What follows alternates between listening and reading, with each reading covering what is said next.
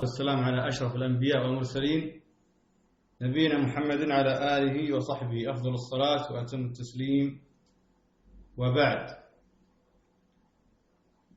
أرحب بالجميع اليوم بإذن الله في هذا الدرس الجديد. راح يكون الفصل الرابع معانا، الفصل رقم 4 من منهج الكيمياء 4 للصف الثالث ثانوي، فصل الدراسي الثاني. عليكم السلام ورحمة الله وبركاته. هذا الفصل طبعا جديد، يتحدث عن الأكسدة والاختزال، تفاعلات نسميها تفاعلات أكسدة وتفاعلات اختزال. هذا من أهم الفصول، وجيد أنكم اليوم جيتوا معنا من بداية هذا الفصل، من بداية الفصل هذا الرابع. الدرس هذا بعنوان انتقال الإلكترونات وتفاعل الأكسدة والاختزال والتغير في عدد التأكسد. هذا الدرس سهل ولكن مهم في نفس الوقت. المطلوب مني اليوم بإذن الله أن نكون قادرين على أن نصف عمليات الأكسدة والاختزال أو تفاعلات الأكسدة والاختزال، ونحدد العوامل المؤكسدة والعوامل المختزلة. أهلا عبد العزيز، مساء النور السرور. هلا ممدوح، حياكم الله جميعا. طيب، تعالوا الآن نبدأ في دراسة هذا الموضوع أو هذا النوع من التفاعلات الكيميائية. طبعا الفكرة الرئيسية في هذا الدرس أن تفاعلات الأكسدة والاختزال أو تفاعل الأكسدة والاختزال تفاعلين متكاملين، إذ تتأكسد ذرة وتختزل أخرى، بمعنى أن هذان التفاعلان متلازمان. إذا هناك تفاعل أكسدة لا بد من وجود تفاعل اختزال، في أكسدة لازم فيه اختزال. النوعين، هذا التفاعل لازم فيه اختزال. هذه الفكرة الرئيسية اللي لازم نعرفها الآن. طيب، كبداية وكتمهيد لدرسنا، لاحظ السؤال اللي هنا ولاحظ الصورة. لو نلاحظ في الصورة هنا عندنا حديد، وش اللي صاير له هنا؟ فيه صدى، في صدى، صح ولا لا؟ الآن هذه عندي حديد في صدى، واضح أمامي في الصورة. ممتاز. هو يسألني الآن يقول لك ما سبب صدى الحديد في الصورة؟ بسبب تفاعل الأكسجين، يقول عبد الوليد. جيد، بسبب تفاعل مع الأكسجين. ممتاز، مع الهواء والحديد. ممتاز جدا، كلام صحيح. التفاعل مع الأكسجين هو الذي سبب الصدى للحديد، التفاعل مع الأكسجين. لا تنسوا الكلام هذه الآن، لأن الآن بنبني عليها كلام آخر. إذن السبب الصدى هو تفاعل مع الأكسجين. طيب، لو جينا الآن مثلا نأخذ مثال آخر غير الحديد. الآن فاكهة مثلا التفاح إذا قطعت نصين، وش اللي يصير لها؟ وش اللي يصير لها؟ لاحظ، تتأكسد. ممتاز يا أحمد. شوف الآن كلمته تتأكسد، رهام يصير بني، يتغير اللون، صح؟ يتغير اللون إلى اللون البني. طيب، ما السبب في تغير اللون هذا؟ تفاعل مع إيش؟ يحصل لها تأكسد. ممتاز، مع الأكسجين. أيضا ما يحدث للحديد وللتفاح يحدث أيضا للموز. هذه كلها أشياء تصير أمامنا، كلها أشياء تصير أمامنا، نقول عنها أنها تفاعلت مع الأكسجين، صحيح. نقول أنها تأكسدت، صحيح. والآن أخذنا جزء من درسنا، أخذنا كلمة اللي كلمة تأكسد. طيب تعال الآن قبل ما ندخل في التعرف على الأكسدة والاختزال، ودنا نعرف أنواع التفاعلات الكيميائية اللي أخذناها في صف أول ثانوي. نرجع مرة ثانية نأخذها مرة أخرى علشان نمهد للدرس. التفاعلات الكيميائية مقسمة إلى 5 أنواع. نوع نسميه تفاعل الاحتراق، اللي هو تفاعل المادة مع الأكسجين، هذا يسمونه تفاعل احتراق، تفاعل المادة مع أكسجين. التكوين، تفاعل الناتج من اتحاد مادتين أو أكثر لتكوين مادة واحدة. إذا عندي مادة A ومادة B تفاعلوا مع بعض وأنتجوا مادة AB، هذا نسميه تكوين، ونتعرف عليه أكثر بعد شوي. أيضا تفاعل التفكك عكس تفاعل التكوين، عندي مادة راح تتفكك أو تتحلل إلى مادتين أو أكثر، هذا نسميه تفكك لأن المادة تفككت.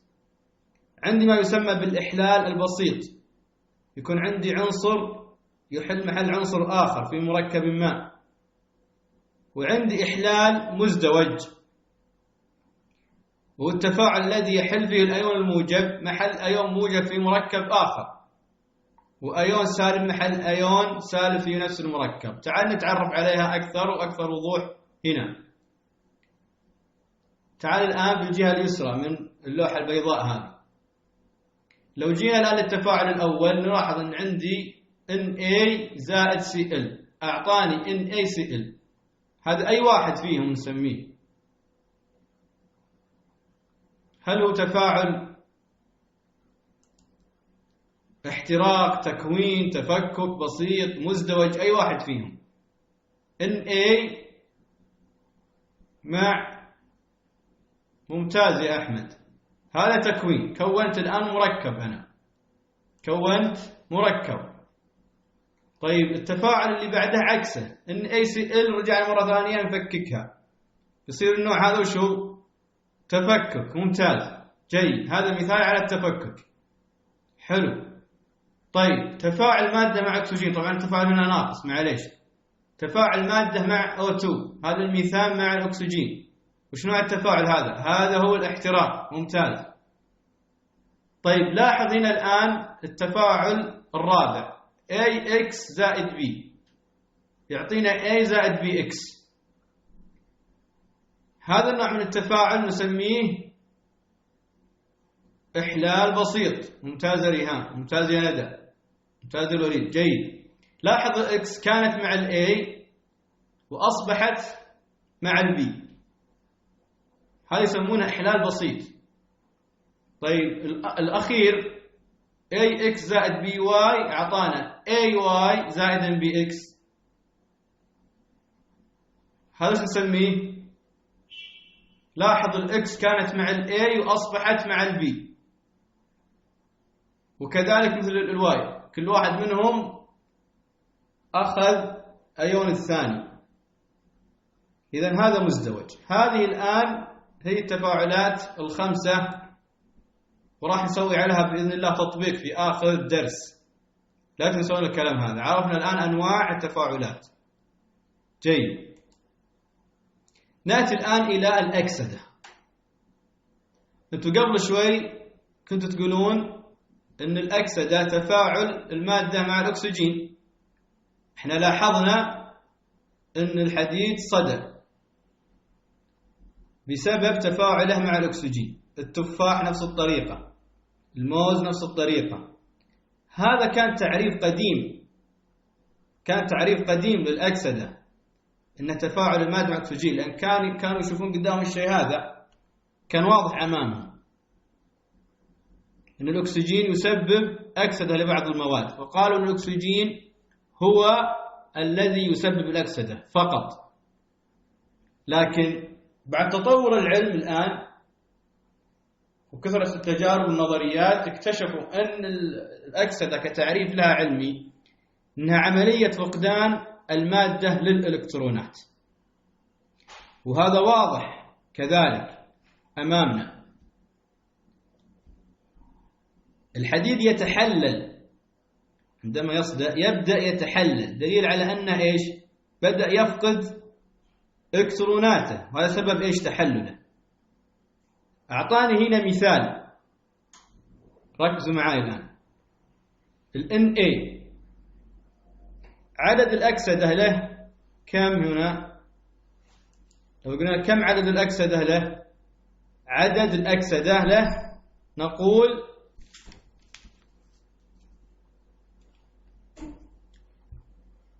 0.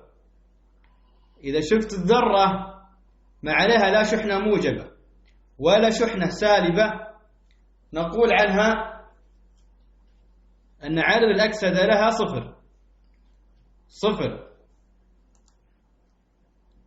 الآن هو 0 في الحالة هذه. هنا عدد الأكسدة له موجب 1.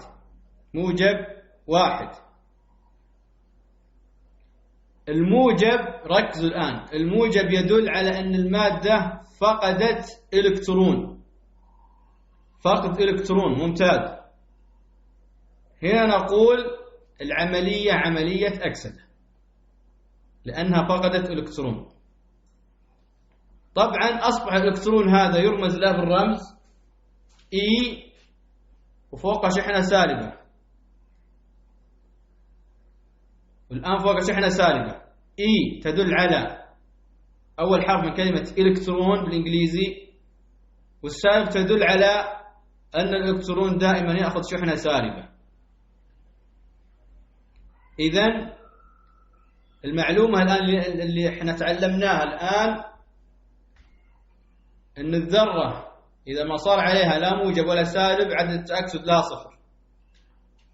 موجب يدل على أنها فقدت إلكترون، ممكن يصير موجب 2 موجب 3 موجب 4، يدل على أنها فقدت إلكترونات. هذه إيش؟ الأكسدة. الآن بندخل الآن إلى الاختزال عكس. طبعا يعطيك ملاحظة، يقول لك لا يمكن أن تحدث الأكسدة إلا بحدوث الاختزال، لأن اللي راح يفقد إلكتروناته لازم في واحد يكتسب هذه الإلكترونات. طيب هنا الآن الاختزال. هنا الاختزال عملية اكتساب ذرة المادة للإلكترونات. طيب كيف أعرف أن المادة اكتسبت؟ يكون عندي إيش؟ الشحنة تصير،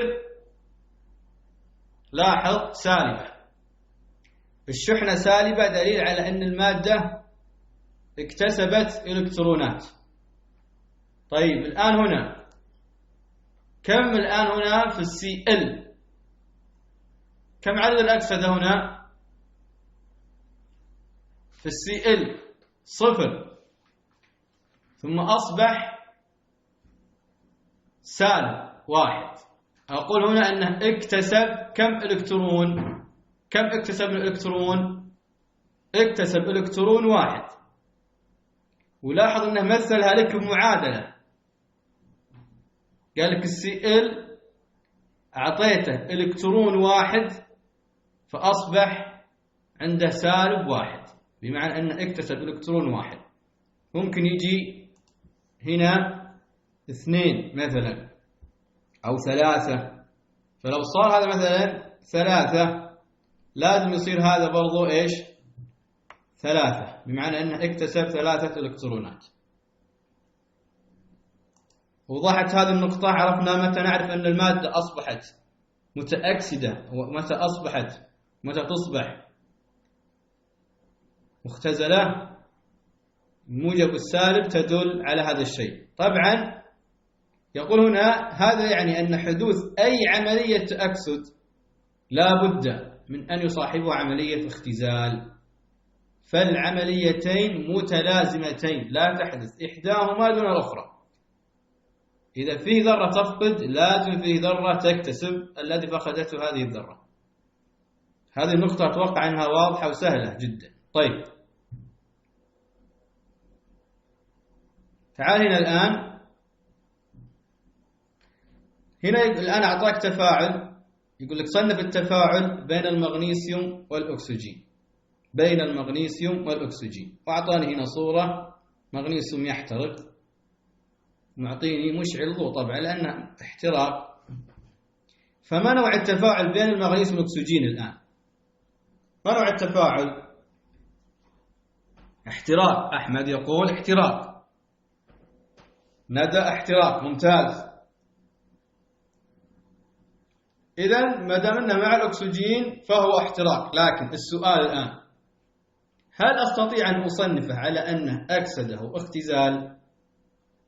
لاحظ الصورة هنا، هل أستطيع أن أصنفه على أنه أكسدة واختزال؟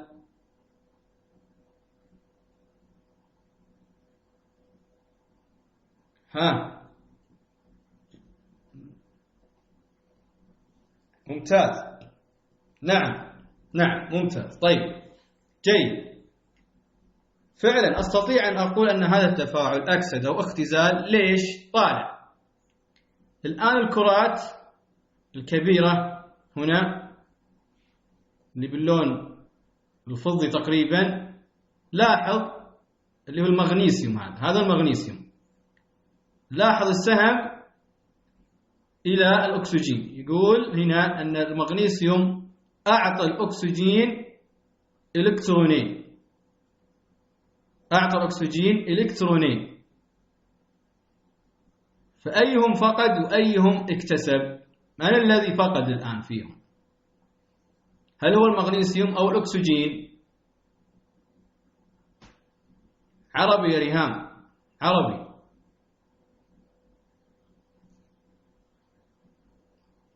اللي فقد، اللي إلكتروناته أعطاها للآخر. لاحظ الآن السهم، لاحظ السهم، لاحظ المغنيسيوم. شوف المغنيسيوم الآن عنده إلكترونين وأعطاها للأكسجين. الوليد يقول مغنيسيوم، وتركي المغنيسيوم، وفهد المغنيسيوم. فعلا صح، إجابات تركي ووليد وفهد هي صحيحة. لاحظ الآن المغنيسيوم أعطى الأكسجين إلكترونين، معناته أنه إيش؟ فقد إلكترونين، فقد إلكترونين، والأكسجين اكتسب هذه الإلكترونين، هو اللي أخذها. لذلك لو نلاحظ الآن، لو نلاحظ الأكسجين وضع، أو المغنيسيوم وضع عليه -2، يعني فقد إلكترونين.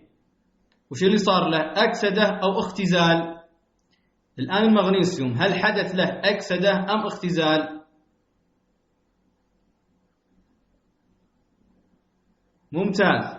ممتاز، أكسدة، لأنه فقد إلكترونات. كم فقد من إلكترون المغنيسيوم؟ إلكترونين. ممتاز جيد. في المقابل الأكسجين، لو نلاحظ أنه أصبح عنده -2. طبيعي أن الاثنين التي فقدها المغنيسيوم راح يكتسبها الأكسجين، ويصبح الأكسجين عنده عملية إيش؟ الأكسجين هل حصل له اختزال أم أكسدة؟ اختزال. ممتاز. إذن هنا عملية أكسدة واختزال، حيث أن المغنيسيوم فقد إلكترونين، هذه الإلكترونين بالسهم هنا أعطاها للأكسجين، فأصبح الأكسجين عنده اكتساب إلكترونين، هنا عملية أكسدة واختزال. طيب نشوف مثال آخر. طيب نجي هنا الآن،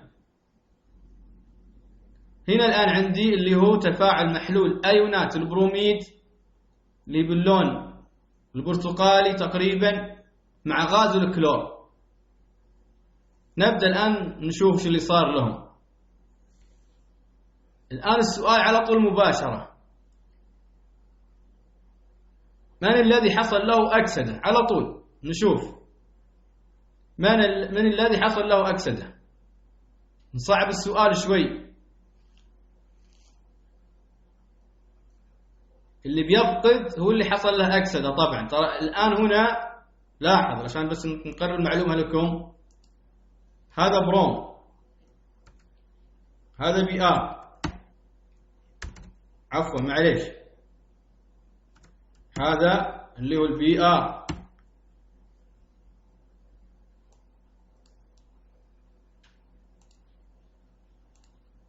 هذا البي آر. وضحت لكم الآن؟ الله يعطيك العافية يا أستاذ، الله يحييك. هذا البي آر الآن. طيب ترى ما شفت إجاباتكم، خليني أشوف الإجابات. البروم الآن لو تلاحظ أعطى الكلور إلكترون واحد. من اللي فقد؟ البروم. البروم وش صار له؟ أكسده أو اختزال؟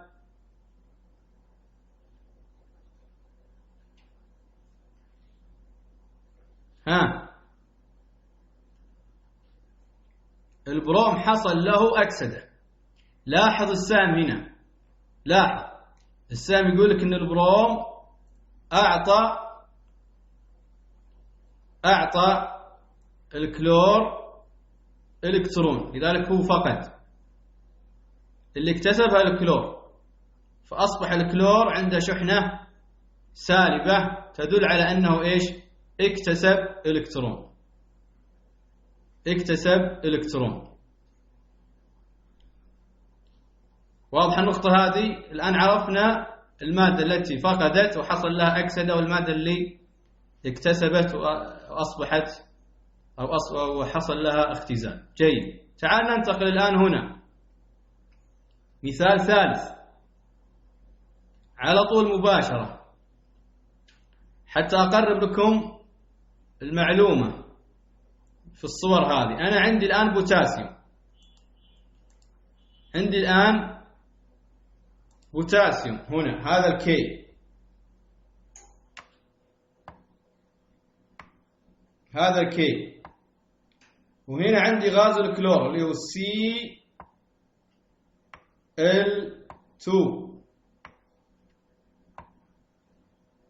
طيب والآن هنا لو تلاحظ، لاحظ الآن الكلور هنا فوق شحنة موجبة، وهنا عفوا البوتاسيوم فوق شحنة موجبة، والكلور فوق شحنة سالبة. طيب من الذي حصل له أكسدة؟ على طول يا كي أو سي ال. أنا أعتبركم الآن فهمتوا الموضوع. يلا نبدأ الإجابات نشوف. البوتاسيوم أكسدة، هذا ريهام. وليد كي. ممتاز جدا، ممتاز ممتاز. خلاص نعتبر الدرس الآن أصبح في متناول الأيدي. فعلا كلامكم صحيح، ممتاز جدا. الكي لو نلاحظ أن الكي الآن أصبح عنده فقد إلكترون، والكلور أصبح عنده اكتساب إلكترون، معناته أن البوتاسيوم حصل له أكسدة والكلور حصل له اختزال. طبعا الإلكترون المفقود طبعا راح يكتسبه الكلور. ممتاز جدا، حلو. طيب نأتي الآن إلى النقطة الثالثة في الدرس، اللي هو التغير في أعداد الأكسدة. ما نعني بهذا الكلام الآن؟ انتبه معي. يقصد بالتغير في أعداد الأكسدة إنه يكون مثلا عندي هنا الكي، لاحظ كم عدد الأكسدة عنده؟ كم عدد الأكسدة عند الآن البوتاسيوم اللي عليه الآن المؤشر؟ ممدوح صفر وندى صفر اللي عليه المؤشر. عدد الأكسدة له صفر. نعم، احنا في بداية الدرس قلنا إذا ما صار فوقه لا شحنة موجبة ولا شحنة سالبة معناته أنه صفر. طيب الآن تغير عدد الأكسدة، تغير من صفر إلى موجب 1. هذا فقد أو اكتسب البوتاسيوم؟ هل فقد أو اكتسب؟ فقد، تأكسد. ريهام تقول أكسدة، ممتاز، أحسنتم، صح فعلا. طيب تغير عدد الأكسدة. طيب كم فقد؟ كم فقد؟ يلا رقم. ممدوح 1. ندى ممتاز جدا، فقد إلكترون 1. طيب نجي للكلور.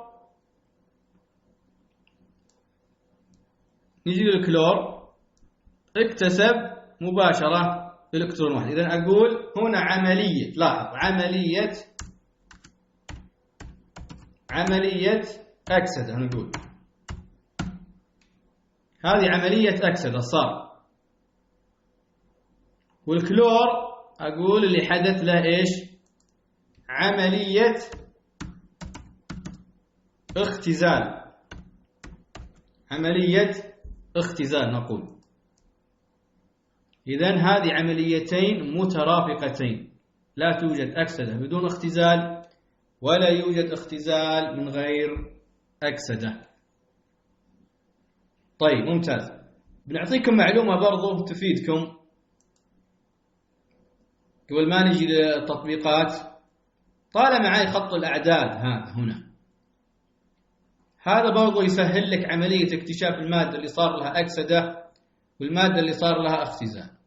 عندي 0 موجب 1 موجب 2 موجب 3 إلى آخره، وسالب 1 سالب 2 سالب 3.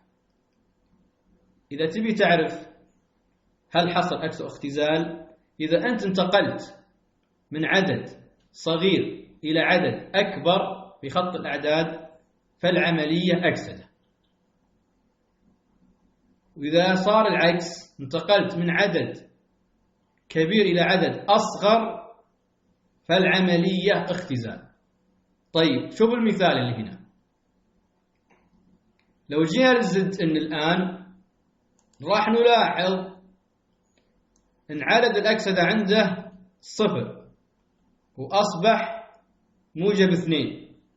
إذا انتقلنا إيش؟ من صغير إلى كبير، يعني انتقلنا من 0 إلى موجب 2. إذا العملية إيش؟ أكسدة.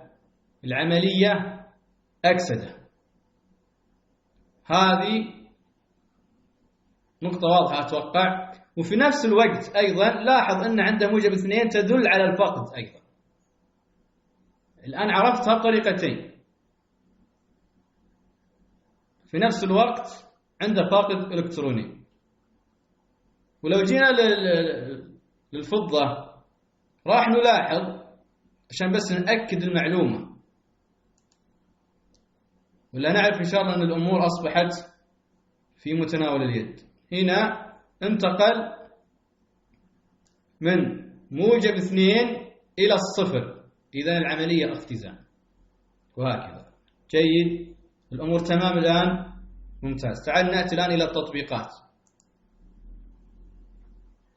طيب هنا يقول لك ما هي أنواع التفاعلات التالية؟ الأول هذا، وش نوع التفاعل؟ وش نوع التفاعل هنا؟ احنا أخذنا 5 أنواع. خلونا نرجع للي في البداية، التفاعلات اللي في البداية، اللي هو تكوين، تفكك، احتراق، إحلال بسيط، إحلال مزدوج. طيب أحمد ويوسف ممتاز. إذن هذا تكوين، الله يعطيكم العافية. Na مع الBr كون لي اللي هو بروميد الصوديوم NaBr. طيب اللي بعد هذا البي، ريهام إحلال بسيط، ندى إحلال بسيط، وعبد الله إحلال بسيط، يوسف إحلال مزدوج.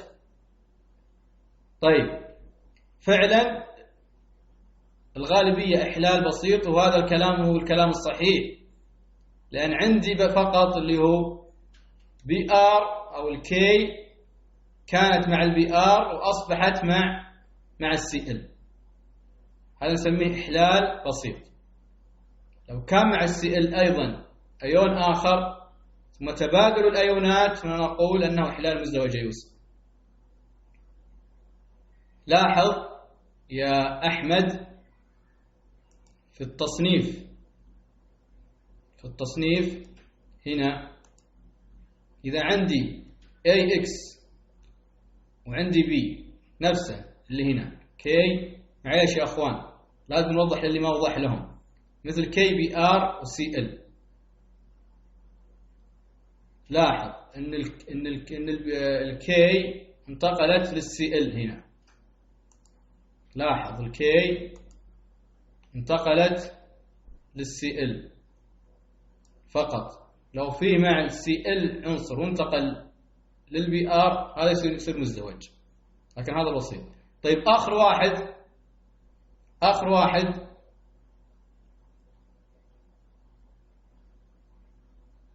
وش يصير؟ تفاعل مع الأكسجين، خلاص مع الأكسجين فهو إيش؟ احتراق. نعم فعلا كلام جيد. إذن هذا تفاعل احتراق. إذن الأول تفاعل تكوين، والثاني إحلال بسيط، والثالث تفاعل احتراق. إذن هنا نكون وصلنا إلى نهاية درسنا. أتوقع أن الأمر جدا سهل مثل ما قلنا لكم، إن الدرس بسيط وممتع كذلك، وأنتم طبعا اللي خليتوا الدرس ممتع وبسيط بتفاعلكم وبتركيزكم، الله يعطيكم العافية. ملخص درسنا أن قسمنا التفاعلات إلى 5 أقسام، اللي هو الاحتراق والتكوين والتفكك والإحلال البسيط والإحلال المزدوج. أيضا عرفنا أن المواد تتأكسد عندما تفقد إلكترونات من مجالها الخارجي، وتختزل المادة عند اكتسابها إلكترون. طيب الشحنة التي تدل على الفقد ما هي الشحنة التي تدل على فقد إلكترونات؟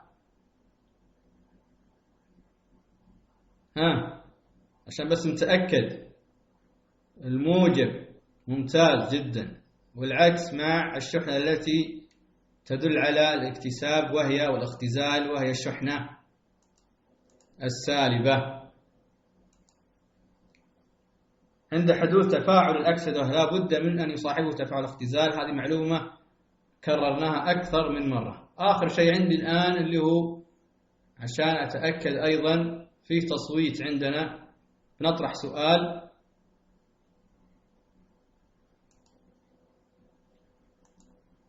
بس إن شاء الله يجي معنا التصويت.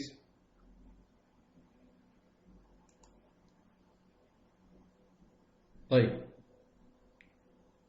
يطلع الآن أمامكم سؤال جاوبون عليه عشان نتأكد من الأغلبية هل فهم ولا لا. طيب الآن هذا التصويت أمامكم صح؟ اكتساب الذرة إلكترون أو أكثر يسمى أكسدة أو اختزال.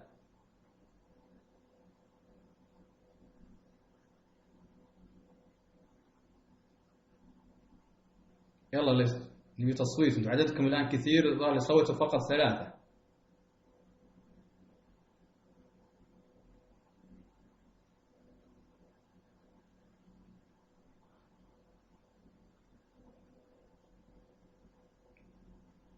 طيب ما بعد انتهى التصويت إلى الآن.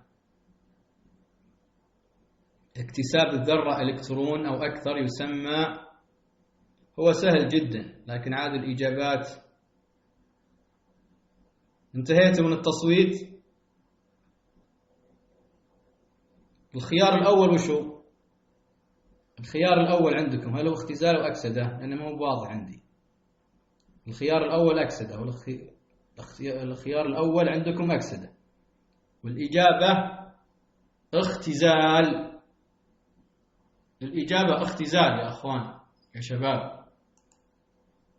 شفت السؤال كيف سهل ووقع بعضكم وقع فيه. الإجابة اختزال. ما نبي كان التعادل هذا، نبغى كان الإجابة صحيحة، نبي صح على طول.